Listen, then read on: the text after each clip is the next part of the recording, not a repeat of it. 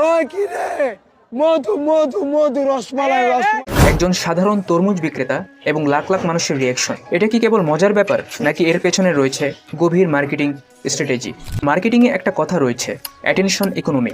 এই যে অনলাইনে আপনি দেখলেন ওই কিরে মধু মধু, এই লাইনটি কিছু সময়ের জন্য হলো আপনার স্ক্রলিং থামাবে এবং আপনার অ্যাটেনশন নিয়ে নেবে। অর্থাৎ attention economy equal grab and hold attention.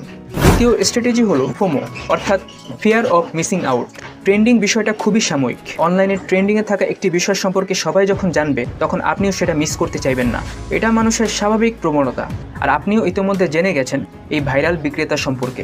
আর জেনে যাওয়া মানে আপনি পণ্যটি কিনতে পারেন সেই চান্স বেড়ে যাওয়া। আর রয়েছে সোশ্যাল প্রুফ।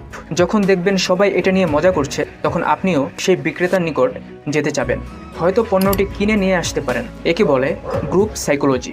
সাধারণ একটা কথা আর মজার এক্সপ্রেশন দিয়ে যদি এমন ভাইরাল মার্কেটিং করা যায় তবে আপনার ব্র্যান্ড বা পণ্যটিও এমন হতে পারে। শুধু অ্যাটেনশন ধরে রাখতে হবে, দিতে হবে একটি প্রোমো এবং তৈরি করতে হবে সোশ্যাল প্রুফ।